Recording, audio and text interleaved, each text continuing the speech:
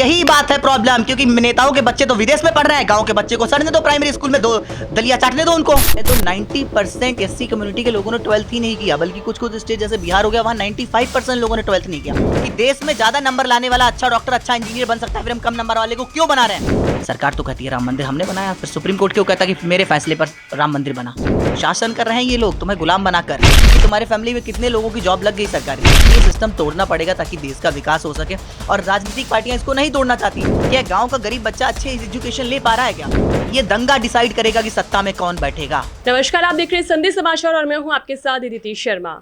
आज हमारे साथ है हर्ष दुबे, जिनसे हम जानना चाहेंगे कि 21 अगस्त को जंतर मंतर पर क्या होने वाला है। जी बताइए। 21 अगस्त को हम लोग आंदोलन करने वाले हैं रिजर्वेशन में रिफॉर्म को लेकर, और बहुत शांतिपूर्ण तरीके से हम लोग प्रदर्शन करेंगे। अगर रास्ते इस तरीके का प्रदर्शन करना चाहेंगे कि किसी भी प्रकार के वाहनों को आने जाने में असुविधा ना हो, अगर लोग ज़्यादा हो जाएं तो हम फुटपाथ पर ही खड़े रहें, ऐसा नहीं कि रोड पर भागा दौड़ी कर रहे हैं ताकि वाहनों को आने जाने में दिक्कत हो रही है। तो बहुत शांतिपूर्ण तरीके से अपनी बात को सरकार तक पहुँचाएंगे कि रिजर्वेशन में ऐसे रिफॉर्म्स किए जाएँ कि एक बच्चे को चीटिंग जैसा माहौल ना दिया जाए कि एक बच्चा कम नंबर लेके आ रहा है और एक ज़्यादा लेके आ रहा है, ज़्यादा वाले को सीट नहीं मिल रही, कम वाले को मिल रही है। हमें एक रिजर्वेशन देना है तो रिजर्वेशन हम इस तरीके से दें कि एक गाँव के गरीब बच्चे को, जो भी गरीब है गांव में चाहे जहां भी रहता हो, उस गरीब बच्चे को अच्छी एजुकेशन दी जाए, अच्छा स्कूल दिया जाए ताकि वो वहां पढ़ के अच्छा नंबर ला सके और काबिल बच्चा बन सके। तो प्रतिभाओं का दमन ना किया जाए, बल्कि प्रतिभाशाली बच्चे और बनाए जाएं ताकि और प्रतिभाएं आगे निकल कर आएं और देश में विकास हो सके और देश में बच्चे खुद पढ़कर नंबर ला सके, ताकि कम नंबर वाला डॉक्टर ना बने, ज़्यादा नंबर वाले डॉक्टर बने। अभी हमने तेलंगाना में 1 नंबर लाने वाले बच्चे को पीजी की सीट दे दी और वही सीट 217 नंबर लाने वाले बच्चे को नहीं दी। क्यों? जब पीजी का एग्जाम है तो उसके लिए तो आपने एमबीबीएस की 5 साल की पढ़ाई करी है, तो 5 साल तो सारे बच्चे साथ ही पढ़ाई करिए, तो फिर एक बच्चा एक कम नंबर क्यों लेके आ रहा है? क्योंकि उसके दिमाग में ही बैठ रखा है कि मुझे तो रिजर्वेशन मिल जाएगा, मुझे तो रिजर्वेशन मिल जाएगा, इसलिए बदमाशी करता है, 5 साल पढ़ाई नहीं करता, इसलिए लास्ट में 1 नंबर आता है। भाई पढ़ाई करते तो 1 नंबर थोड़ी आता भाई।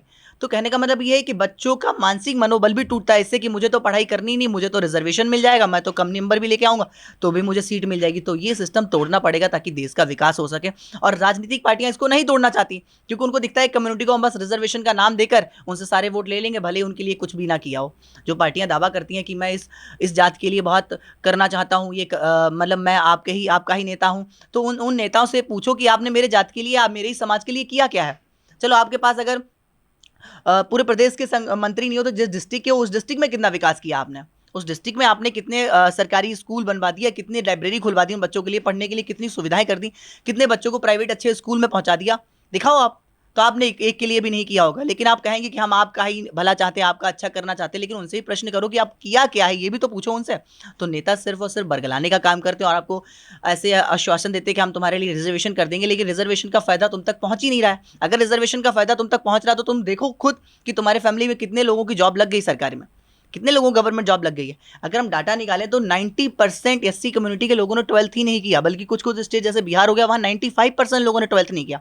जब 95% लोग 12th ही पास नहीं कर पा रहे तो रिजर्वेशन का फायदा कहाँ ले पा रहे हैं? तो सिर्फ 5%, उसमें 5% में भी कुछ लोग जो अच्छी पढ़ाई कर पा रहे हैं वही उसका फायदा नॉन स्टॉप ले रहे हैं। तो जो अमीर है वो अमीर होता जा रहा है, जो गरीब और गरीब होता जा रहा है। तो पॉलिसी में कुछ परिवर्तन होने चाहिए, कुछ बदलाव लाने चाहिए। अब इसको तो हमने ऐसा बना रखा कि ये बहुत ही आग है, इसको जो टच करेगा वो भस्म हो जाएगा।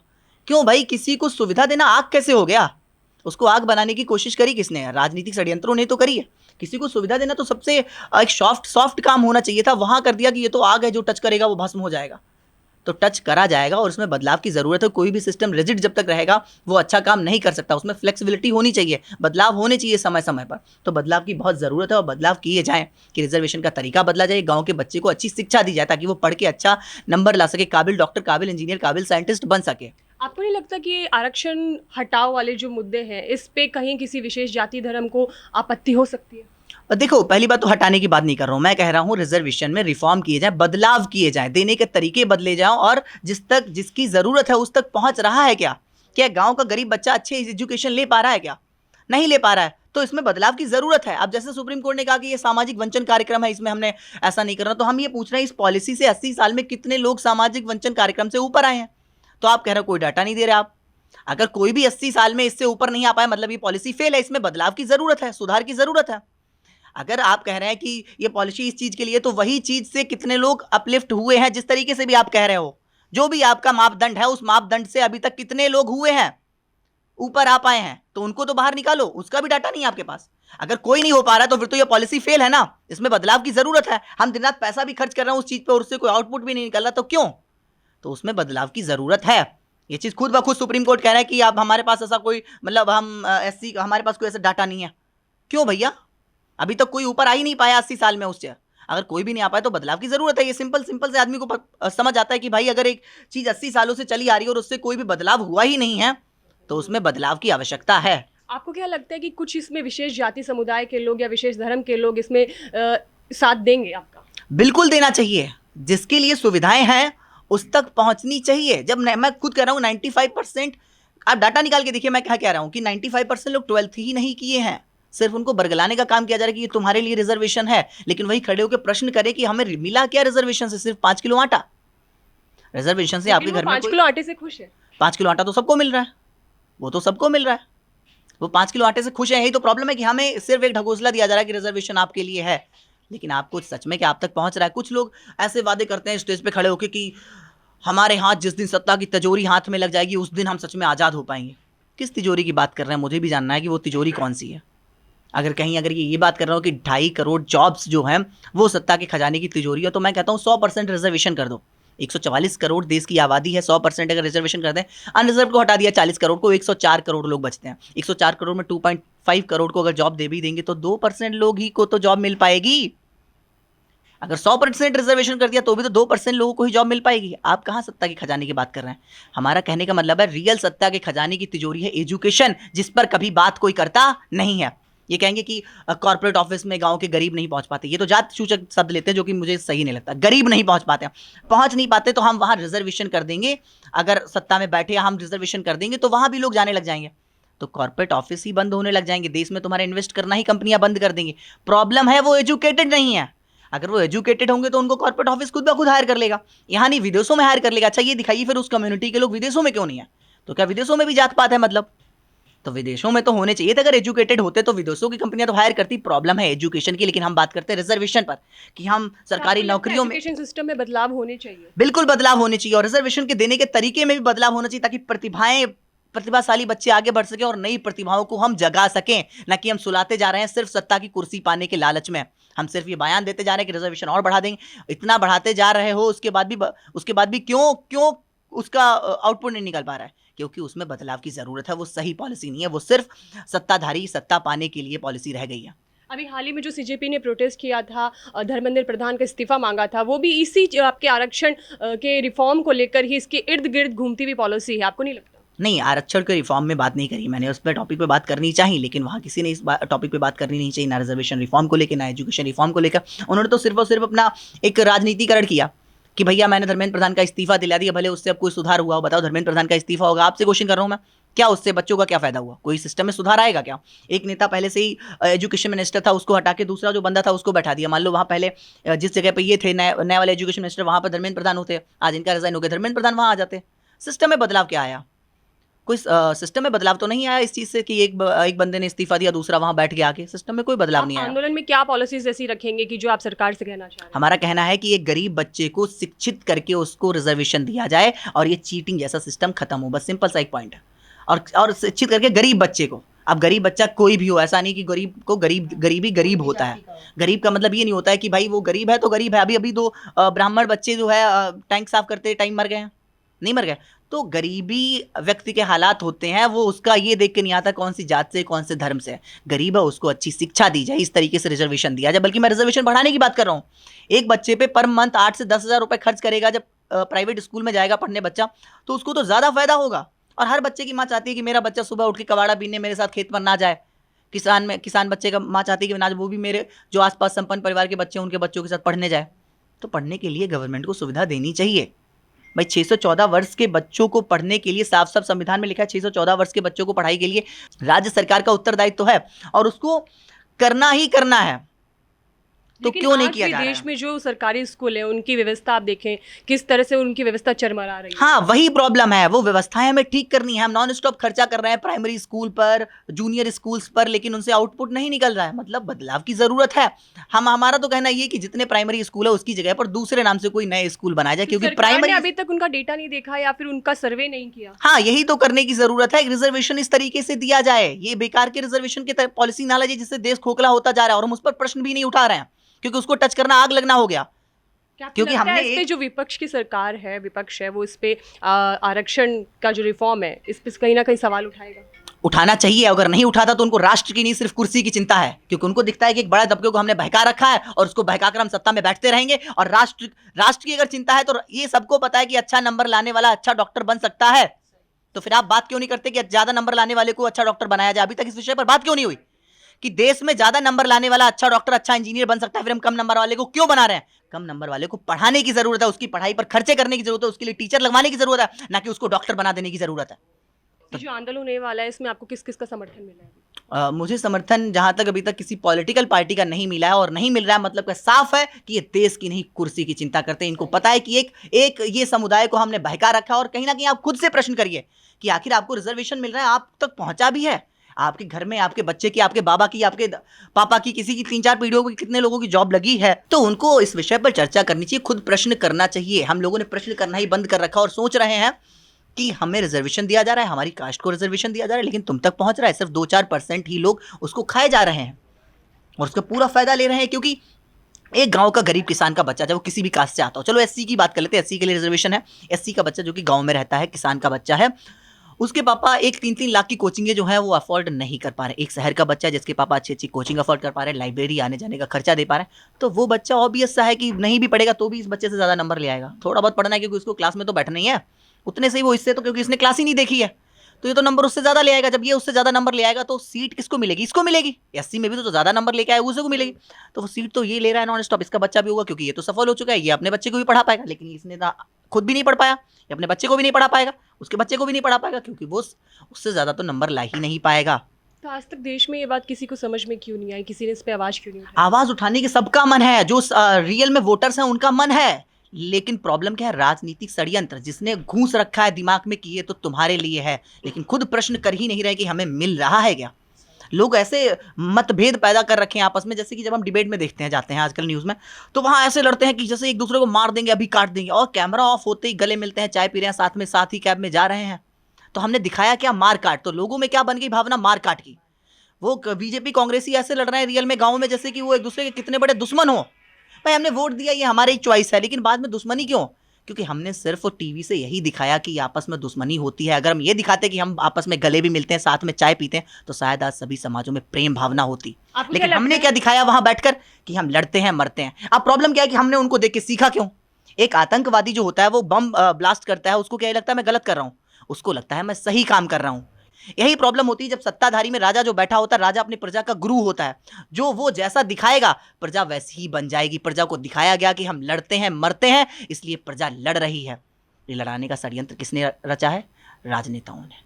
आपको क्या लगता है कि आपके इस आंदोलन को जैन जी का समर्थन मिलेगा? बिल्कुल समर्थन मिलेगा, क्योंकि जैन जी समझता है इन बातों को कि हाँ ये प्रॉब्लम्स हैं। ये लोग सिर्फ और सिर्फ एक नारा और एक नारा फेमस करना है इनको 5 साल में और सत्ता में बैठ जाना है। नारा देना है पीडीए, पीड़ित दलित आदिवासी। आज इनको दिख रहा है कि एक पंडित लड़का जो है ऐसी बात कर रहा है, तो पीडीए में पीडी का मतलब पंडित। अभी अखिलेश यादव जी का बयान आया, पीडीए में पीडी का मतलब पंडित नहीं लगा, वोटा फिर एक शब्द से ही बस खींच लेंगे। सिर्फ बोला क्या? पंडित, पंडित सारा वोट दिया है तुरंत कि भैया लो भाई ये तो हमारे तबके के पूरे राजा है। लेकिन तुम्हारे लिए किया क्या? सिर्फ नारा ही दिया है। हमने कई सालों तक देखा है कि टीवी में डिबेट चलते हुए कि ये दंगा डिसाइड करेगा कि सत्ता में कौन बैठेगा। भाई दंगा डिसाइड क्यों करेगा सत्ता में कौन बैठेगा? डिसाइड करना चाहिए डेवलपमेंट की। डेवलपमेंट डिसाइड करेगा कि ये सत्ता में कौन बैठेगा। हम क्या दिखा रहे हैं टीवी पे कि ये दंगा डिसाइड करेगा कि सत्ता में कौन बैठेगा। भाई मुझे देख कर दंग रह गया मैं बचपन में कि भाई ये दंगा क्यों डिसाइड कर रहा है हमारे देश में कि सत्ता में कौन आएगा? क्योंकि हमने राजनीति को ऐसा ही बना रखा है। तो ये बदलाव की ज़रूरत है और बदलाव होकर रहेगा, क्योंकि रियल चेंज जी जाग चुका। उसको समझ आता है कि ये सिर्फ नारे दिए जा रहे हैं। हमने सिर्फ एक नारा दे दिया तिलक तराजू और तलवार और जानी क्या क्या, और बस सत्ता में बैठ गया। हमने बस नारे दिए, हमें 5 साल सत्ता में बैठना है, उसके बाद एक नारा हिट करना है और उस नारे के बदौलत हमें कुर्सी पे बैठ जाना है। कोई सवाल करने वाला नहीं है क्या? हाँ, कोई सवाल करने वाला नहीं है। आज जैन जी जाग चुका है, सवाल कर रहा है, इसलिए सबकी कुर्सियां चरमराई हुई हैं। अब सब सोच रहे हैं कि इसको बहका दें। नहीं बहका पाएंगे आप, आपको काम करके दिखाना पड़ेगा। आज बात उठ रही है कि चीटिंग हो रही है। चीटिंग पहले भी होती थी। पहले तो चीटिंग ऐसे होती है कि बोर्ड पे लिख दिया गया, पूरा नोट कर लो। मेरे क्लास में 10th में मैं जहां बोर्ड का पेपर दे रहा था, वहां से बच्चों को बीच में से बोर्ड के पेपर में उठा के ले गया था, दूसरे रूम में बैठा के पेपर दिया, क्योंकि उन्होंने पैसे दिए थे। पैसे की बाकायदा एंट्री होती थी।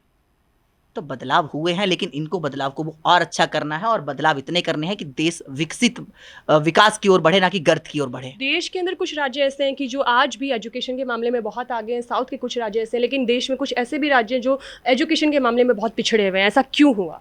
क्योंकि राजनीति यहाँ की इतनी गंदी हो चुकी है। यहाँ राजनीति सिर्फ जाति पात और धर्म पर, वही एजुकेशन के मामले में पीछे राज्य दिख रहे होंगे जहाँ जात पात की राजनीति हुई। आप खुद देख सकते हैं जिन राज्यों की आप बात कर रहे हैं जो पीछे हैं, आप लगाएं दिमाग तो वहाँ जात पात की राजनीति है। इसलिए ही ऐसा है क्योंकि हमने सिर्फ जात पात की राजनीति करी, एक दूसरे को लड़ाया मरवाया और पूरा एक तबका पूरा एक बंदे को वोट दिया, एक ने एक को दिया, खत्म कहानी। कि हमारा पीडीए है, हमारा जनरल ओबीसी वोट बैंक है। भाई तुम्हारा सारे समाज वोट बैंक क्यों नहीं है? तुम्हारा एक विशेष जात धर्म वोट बैंक क्यों है? क्योंकि हमने सिर्फ उसके लिए नारा दिया इस बार, तो वो मेरा वोट बैंक इस बार है। इस बार मैंने इसके लिए नारा दिया तो ये मेरा वोट बैंक है। नारा दिया है केवल हमने, काम क्या किया? तो वो कुछ नहीं किया हमने। काम करना पड़ेगा आपको। सिर्फ लोगों को फूट डालो, राज करो। अंग्रेजों वाला राज चल रहा है आज भी। भगत सिंह जी ने कहा था कि हमको एक ऐसा समाज बनाना है जहां लोगों में प्रेम भावना हो। अगर आज हमने देश को अंग्रेजों से आज़ाद करा दिया तो आगे चलने वाले समय में कुछ लोग राज्य करेंगे, और वही हो रहा है। राजनीतिक राज्य कर रहे हैं, सिर्फ राजनीतिकार ही राज्य कर रहे हैं देश पर, उनकी ही चल रही है और उनकी सुप्रीम कोर्ट में तक चल रही है। ये प्रश्न मेरे ऊपर खड़ा कर देंगे कि तुमने तो सुप्रीम कोर्ट पे सवाल उठा दिया। बच्चों ने प्रदर्शन किया था 2024 में कि पेपर लीक हुआ है, कोई ना कोई तो दबाव था जो तुमने मना कर दिया था। सरकार बढ़िया, सुप्रीम कोर्ट मुझे बहुत बड़ा प्रश्न चिन्ह है ये। अब अगर नहीं है तो ये बताइए, राम मंदिर फिर किसने बनवाया? सरकार तो कहती है राम मंदिर हमने बनाया, फिर सुप्रीम कोर्ट क्यों कहता कि मेरे फैसले पर राम मंदिर बना? सवाल ये भी है। सुप्रीम कोर्ट से मैं चाहूंगा कि अपने आप को सर्वोच्च रखें, सरकारों के दबाव में आना ना रहे। प्रश्न है ये, क्योंकि अभी तक हमेशा कहते आ रहे हैं कि सुप्रीम राम मंदिर जो है किसने बनवाया। मेरे ऊपर पता नहीं 50 धारा बना दी इस बात को लेके। भाई प्रश्न है बच्चे का, आप इसका उत्तर दीजिए ना कि आखिर फिर राम मंदिर किसने बनवाया। अगर राम मंदिर कहना है कि सुप्रीम उन्होंने बनवाया है तो फिर सुप्रीम कोर्ट का निर्णय था इसको बनवाने का। तो दबाव में ना आए, इस रियलिटी में जो बात है उस पर उठाई जाए मुद्दा। जो बात देश में विकास हो, ऐसे मुद्दे उठाए जाएं। आज आप कह रहे हैं कि रिजर्वेशन से कोई नहीं, वो इसके लिए था, सामाजिक वंचन कार्यक्रम था, तो कितने लोग हुए हैं उनको तो बाहर करो। इसमें भी लोगों की मानसिकता बदलने की जरूरत है ना, क्योंकि कुछ लोग अभी भी अपनी उसी मानसिकता में जी रहे हैं। मानसिकता ही सबसे बड़ी प्रॉब्लम है, क्योंकि हमें लग रहा है कि हमारा जो है, हमारी जाति, हमारा धर्म, हमारा ये। भाई तुम आपस में क्यों लड़े मरे जा रहे हैं? भाई प्रेम व्यवहार से रहो। 60 साल की जिंदगी बची है, उसमें भी 30 साल सब पार कर चुके हैं। सब चाहते प्रेम भाव से जियो, लेकिन हमें क्या लड़ाया मराया जा रहा है और आपस में आराम से रह रहे हैं, राज्य कर रहे हैं, देश में शासन कर रहे हैं ये लोग तुम्हें गुलाम बनाकर। तुम सिर्फ एक कठपुतली बने हुए हो। तुम्हें दिखाया जा रहा है कि आपस में लोग लड़ रहे हैं और तुम भी लड़ रहे हो। तो मैं चाहता हूं कि ऐसे बदलाव हों, और देश में बदलाव की जरूरत है। देश में प्रतिभाएं बहुत हैं, लेकिन उनका दमन किया जा रहा है। अगर वो प्रतिभाशाली बच्चे अपनी प्रतिभाएं यहाँ दिखा पाए तो विदेश में आज विदेशी कंपनियों के सीईओ नहीं, देश की खुद की कंपनियों के सीईओ, खुद की कंपनियों के मालिक होते और देश किसी और ऊंचाइयों पर होता। प्रतिभाएं हैं लेकिन उनको दिखाने की क्षमता नहीं है सरकार में, कि उन प्रतिभाओं को झेल सके, ये क्षमता नहीं है सरकारों में, क्योंकि उनको सिर्फ जाति पात और रिजर्वेशन पर लड़ाकर सत्ता में बैठना आता है, प्रतिभाओं को आगे दिखाकर नहीं। जंतर मंतर पे होने वाले आंदोलन के लिए आप क्या कहना चाहेंगे? हम कहेंगे कि आप आएं और बहुत शांतिपूर्ण तरीके से प्रदर्शन करें, लेकिन प्रदर्शन शांतिपूर्ण, सारी बातें सबकी माने, लेकिन उठें तभी जब तुम्हारी बात मानी जाए। सारी बातें माने, शांतिपूर्ण तरीके से प्रदर्शन करें, रास्तों को जाम ना करें, किसी को भी परेशानी ना हो, किसी को आने जाने वाले को परेशानी ना हो, अपना प्रदर्शन करें, लेकिन उठें तभी जब तुम्हारी बात मानी जाए। एक मुद्दा हमारा है, बाकी सारे मुद्दे तुम्हारे हैं। शांति कहोगे, शांति, ये नारा मत लगाओ, नहीं लगाएंगे, लेकिन बात हमारी सुनोगे तभी हम हटेंगे वहां से। ये अनिश्चित काल तक आपका आंदोलन है? वो कोई नहीं, आज मान लो बात, आंदोलन अभी खत्म है। आज आप बात मान लो कि हाँ मैं इस तरीके के बदलाव करेंगे, आंदोलन नहीं होगा। मैं यहाँ से आपको आश्वस्त करता हूँ कि नहीं होगा आंदोलन। सरकार तक बातें पहुँच रही हैं, क्योंकि चीज़ों पर एक्शन तक हो रहे हैं, लेकिन पीडीए बोल दिया तो पंडित कर दिया आज उसको। वहाँ हमने बोल दिया कि वो उसको कॉलेज में जो है रिजर्वेशन, मेरे कन्नौज में उसका रिजर्वेशन आज हटना है। तो अब तुम्हें समझ आ रहा है, सत्ताधारी में, सत्ता में बैठे हुए लोगों तक चीज़ें पहुँच ही नहीं रही। हमने बोला था नीट के पेपर में कि बच्चों को रफ शीट के लिए स्पेस नहीं होता है, तो और कुछ टाइम एक्स्ट्रा दिया जाए, क्योंकि वहाँ जब फिलिंग वगैरह होती, सिग्नेचर होता है, वो लोग टाइम खा लेते हैं। ट्रेंड इन्विजिलेटर होने चाहिए, क्योंकि इन्विजिलेटर कोई बहुत स्लो होता है तो 10 मिनट में बहुत अंतर पड़ता है। 10 मिनट में 20-20 क्वेश्चन करने होते हैं लास्ट के टाइम पर।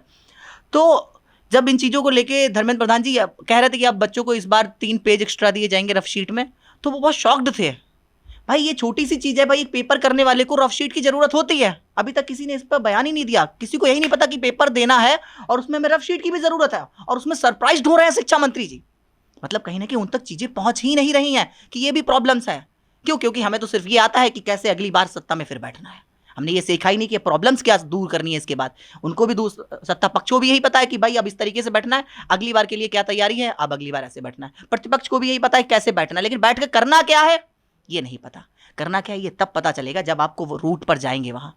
अब जैसे कि किसान मंत्री हो गए, मैं उनकी बहुत रिस्पेक्ट करता हूँ, मामा जी शिवराज सिंह चौहान जी, लेकिन उनको क्या पता किसनई में क्या क्या प्रॉब्लम्स आती हैं। तो मैं ये नहीं कह रहा हूँ कि वो जाकर खेत में काम करें, वो अपने साथ एक ऐसा पीए रखें जो किसनई करके आया हुआ हो, ताकि वो बताता रहे उनको कि ये प्रॉब्लम्स आती हैं। शिक्षा मंत्री अगर एनटीए के डायरेक्टर का पीए नीट देकर आया हो, जो नीचे से देकर आया हो, गांव से पढ़ के, अब नीट देना एक हो गया कि डॉक्टर का बच्चा डॉक्टर बनना, उसको भी पढ़ना पड़ता है, अच्छा पढ़ना पड़ता है, लेकिन उसको कुछ चीजें दिक्कतें नहीं आती कि कौन सी कोचिंग लेनी है, क्या किताबें लेनी है, कौन टीचर को चूज करना है, वो सारी चीजें उसके पापा गाइड कर देंगे। लेकिन ये भी समस्याएं आती हैं उस बच्चे को पता है जो गांव में रहता है, जिसके घर में आज तक कोई सरकारी नौकरी नहीं आई, उसको ये प्रॉब्लम पता है। ऐसा बच्चा एक उनका एनटीए के डायरेक्टर का पीए हो, एडवांस के डॉक्टर आईआईटी के डायरेक्टर का पीए आईआईटी करके आया हुआ हो, हाँ तो मेंस के पीए जो है मेंस करके आया हुआ हो, यूपीएससी का डायरेक्टर का पीए यूपीएससी करके आया हुआ हो, नीचे तबके से गाँव से, ताकि उसको ये प्रॉब्लम्स पता हो। यूपीएससी का डायरेक्टर जो भी है वो अपना प्रोसेस रखो, बट उसके साथ रहने वाला एक बंदा तो ऐसा होना चाहिए जो उसको प्रॉब्लम्स बताता रहे, क्योंकि उनको यही नहीं पता कि रफ शीट चाहिए, सरप्राइज हो रहे हैं उस पर। लेकिन आजकल जो संपन्न तबके के लोग हैं वो अपने बच्चों को अक्सर विदेशों में भेज देते हैं, विदेशों में पढ़ाना चाहते हैं। यही तो बात है, यही बात है प्रॉब्लम, क्योंकि नेताओं के बच्चे तो विदेश में पढ़ रहे हैं, गांव के बच्चे को सड़ने दो, प्राइमरी स्कूल में दो दलिया चाटने दो उनको। मेरा यही डिमांड तो है कि भाई सेम स्कूल में सब पढ़ेंगे, चाहे वहां के संपन्न परिवार के बच्चे हो, विधायक का बच्चा हो, डॉक्टर का बच्चा हो, इंजीनियर का बच्चा हो, साइंटिस्ट का बच्चा हो, जो भी है, उसी में ही कबाड़ी वाले का भी बच्चा उसी ड्रेस में पढ़ने जाएगा। बस कबाड़ी वाले के बच्चे की फीस सरकार भरेगी और उनके बच्चों की फीस वो खुद भरेंगे उसी स्कूल में। अब वो स्कूल प्राइवेट होगा या गवर्नमेंट ये आप डिसाइड करेंगे, लेकिन स्कूल सेम रहेगा। रिजर्वेशन इस तरीके से दिया जाए, रिजर्वेशन चीटिंग की तरीके से ना दिया जाए। एक व्यक्ति को, हर व्यक्ति चाहता है कि उसको बिना कुछ किए चीजें मिल जाए। आप बांटते रहो, देश को खोखला करते रहो क्योंकि आपको सत्ता में बैठना है। ये तो साफ साफ है कि भाई एक व्यक्ति का तो मनोबल तोड़ रहे हो कि तुम्हें नहीं पढ़ना है, तो देश का विकास कैसे होगा? आपको देश के विकास की भावना है ही नहीं, सत्ता में बैठने की भावना हो, चाहे बीजेपी हो, चाहे कांग्रेस हो, चाहे सपा हो, कि हम रिजर्वेशन इतना कर देंगे, हम इतना कर देंगे क्योंकि हम इतना तबका इस लेवल का है, वो हमें वोट दे देगा। लेकिन वो सोचे कि हमने 95% ने 12th ही नहीं किया है, उसके दिमाग में तो ये छाप दिया है हमने कि तुम्हारे लिए रिजर्वेशन है, लेकिन तुमको फायदा मिला क्या उसका? क्या तुम्हारा बच्चा कॉर्पोरेट ऑफिस में बैठने के काबिल है? अगर चलो एक नंबर लाके उसने एमबीबीएस कर लिया, क्या हॉस्पिटल चला पाएगा अपना? नहीं चला पाएगा। सिर्फ तुमको एक बच्चा दे दिया कि तुम्हारा एक कोई तुम्हारे कास्ट का एक बंदा डॉक्टर बना दिया कि तुम्हारा पेट भरने आएगा, वो नहीं आएगा। जब तुम्हारा बच्चा पढ़ा होगा वो तुम्हारा पेट भर पाएगा। वो अगर नहीं किसी गवर्नमेंट जॉब में लग पाएगा तो वो प्राइवेट काम कर पाएगा, खुद का बिजनेस कर पाएगा, स्टार्टअप स्टार्ट कर पाएगा, जब उसको ज्ञान होगा तब। तो ऐसे स्कूल हों जो कि वर्ल्ड क्लास के स्कूल हो। अगर नहीं इतने सारी है अपने पास व्यवस्थाएं, तो हमारा कहना है कि हर 15 किलोमीटर की रेडियस में एक स्कूल बनाया जाए वर्ल्ड क्लास। ये सारे स्कूलों को हटाकर एक वर्ल्ड क्लास स्कूल बनाओ जिस पर सारा खर्चा किया जाए और उसमें हर तरीके की शिक्षा दी जाती हो। आपके जैसे एंकरिंग करने की भी, ऐसे कैमरा मैनेजमेंट की भी शिक्षा दी जाती हो, हर तरीके का शिक्षा दी जाती हो। उसमें हर तरीके की स्किल्स पर वर्क किया जाए। स्किल्स के लिए हमने स्कूल बनाया, सिखा क्या रहे हैं? सिर्फ कढ़ाई और बुनाई। कुछ स्कूल सभी बनाए गए थे स्किल्स डेवलपमेंट के लिए, उसमें क्या सिखा रहे हैं? कढ़ाई और बुनाई, जो 500 साल पहले स्किल्स थी। आज की स्किल्स पे वर्क करो। आज लोग अपने घर में फॉल सीलिंग लगवाते हैं, उस समय छप्पर डलवाते थे। तो तुम छप्पर की स्किल सिखा रहे हो और काम चल रहा है फॉल सीलिंग का, तो कैसे चलेगा? तो वो स्किल्स दो जो जिस समय है, अब उसमें कुछ और बदलाव करके वो अच्छा कर सके। लेकिन कुछ राज्यों में आज ये भी देखा जाता है कि घर बैठे बैठे लोगों के पास डिग्रियां आ जाती हैं, चाहे वो नर्सिंग की हो, चाहे कोई भी डिग्री। हाँ बिल्कुल बिल्कुल, मैं कहता हूँ एमबीबीएस की 90% सीटें पहले फिक्स होती थी। अब कह दो कि दिखाओ आके, तो मेरे पास डाटा नहीं है, लेकिन सबको पता है 90% सीटें एमबीबीएस तक की फिक्स होती थी कि किसको मिलेंगी। पेपर देने तो तुम जा रहे हो, लेकिन सीट तुम्हें नहीं मिलेगी, फिक्स होता था ये। अब तो चलो 10% ही केवल फिक्स है, तब तो 90% फिक्स होता था। रियलिटी है ये। अभी भी होते हैं भाई, लोग डिग्रियां ले रहे हैं और घर पे बैठे बैठे हो रहा है। क्यों हो रहा है ऐसा? तो बच्चों में ज्ञान नहीं, केवल डिग्रियां बटोर के बैठ रहे हैं, ज्ञान दे ही नहीं रहे हो तुम। तो मेरा कहना उनको ज्ञान दो, एजुकेशन रियल तिजोरी है खजाने की, उस तिजोरी की कभी ये लोग बात नहीं करेंगे, क्योंकि तुम्हें फिर बहकाएंगे कैसे? अगर तुम एजुकेटेड हो जाओगे तो मैंने वोट देना बंद कर दोगे। तो रिजर्वेशन उसको एजुकेटेड करके दिया जाए, ना कि उसके मार्क्स बढ़ा दिए जाए। क्या ये सच है कि कुछ नौकरियों में पैसा दे के उन नौकरियों को लिया जाता है? बिल्कुल है, आपको भी पता है, आप प्रश्न इसीलिए कर रहे हो क्योंकि है, सबको पता है ये बात। तो हमसे प्रश्न करने की कोई उसमें ऐसा है ही नहीं कि हाँ किया जाता है, किया जाता है बिल्कुल। पैसा है आपके पास, तो तुम्हारी क्लास से उठा के बीच में से ले जाएंगे 10 लोगों को और दूसरे कमरे में पेपर दिलवाएंगे। पैसा है, क्योंकि उसको चीटिंग नहीं, वो तो पैसा है। तो ये चीज़ों में बदलाव की ज़रूरत है, और एजुकेशन रिजर्वेशन उसको एजुकेटेड करके दिया जाए, उसके उन चीज़ों पर खर्चा करके दिया जाए, ना कि उसका मानसिक मनोबल तोड़कर कि तुमने तो पढ़ने की ज़रूरत ही नहीं है। आज अगर हमसे कह दिया जाए कल मेरा एग्जाम होगा, कल मेरे पापा कहते तो मैं चीटिंग मिल जाएगी, मैं पढ़ूंगा, कोई नहीं पढ़ेगा। कोई व्यक्ति नहीं पढ़ेगा, तो हम लोग उसका मानसिक मनोबल तोड़ के, पता है कि ये देश का खोखला करने वाला काम है, फिर भी कर रहे हैं। क्यों? जब तुम्हें साफ दिख रहा है कि देश को खोखला करने वाला काम है, फिर भी क्यों कर रहा है? कुर्सी का लालच। ये सिर्फ और सिर्फ कुर्सी का लालच। हर कोई चाहता है कि मुझे मेहनत ना करनी पड़े। भाई पढ़ाई के खर्चे दिए जाए, रिजर्वेशन इस तरीके से दिया जाए। एक बच्चे पर जब 8,000 रुपए खर्चा करोगे तो एक साल में 80,000 रुपए खर्च करने पड़ेंगे। 2 महीने तो चल छुट्टी होगी ना, 80,000 रुपए खर्च करने पड़ेंगे एक बच्चे पे पर साल। तो रिजर्वेशन तो हम बढ़ाने की बात कर रहे हैं भाई, लेकिन सामने वाला क्यों नहीं मानेगा? क्योंकि उसे लग रहा है कि हमें तो फ्री में मिल रहा है। लेकिन तुम्हें मिल कहाँ रहा है ये भी तो क्वेश्चन करो। 95% लोगों ने तुम्हारे यहाँ 12th ही नहीं किया भाई। मेरा कहने अच्छा, का अभी आप देख रहे होंगे कि कुछ स्कूल में, छोटी जो प्राइमरी स्कूल के बच्चे हैं, उनको डिजिटली होमवर्क दिया जाता है, डिजिटली पढ़ने के लिए कहा जाता है। ये कहाँ तक आप सही मानते हैं? उनके पास फ़ोन ही नहीं है, डिजिटली होमवर्क कहाँ से करेंगे? फ़ोन कहाँ है उनके पास, तो डिजिटली होमवर्क करेंगे वो? पहली बात तो यही बताओ मुझे। कहने को तो कुछ भी कह दो कि मेरा इंडिया जो है बहुत यहाँ पहुँच गया, वहाँ पहुँच गया, है क्या उनके पास फ़ोन? घर नहीं है रहने को, छतें टपक रही हैं, छतें ही नहीं है पहली बात तो, टपक क्या रही हैं? हाँ, खाने को खाना नहीं है, फ़ोन उनके पास है। आप वहाँ तक एजुकेशन पहुँचाएं। और डिजिटल पढ़ाई ख़राब चीज़ है, ये मैं आज बता दूँ अगर तो। हमने भी करी है, हमारा अभी स्टार्ट हुआ है, और ये ख़राब चीज़ है। इससे बच्चों को समझ में कम आता है। पढ़ाई तभी समझ आती है टीचर सामने खड़ा होता है, वो पढ़ाई समझना अलग होता है। इस पर बहुत ज़्यादा जोर में इंडिया बढ़ रहा है, अच्छी बात है, बट वो कहीं ना कहीं मुझे नहीं लगता कि इसमें एक दिन बहुत ख़राब आएगा। तो उसमें थोड़ा सा बदलाव की ज़रूरत है। जी, धन्यवाद।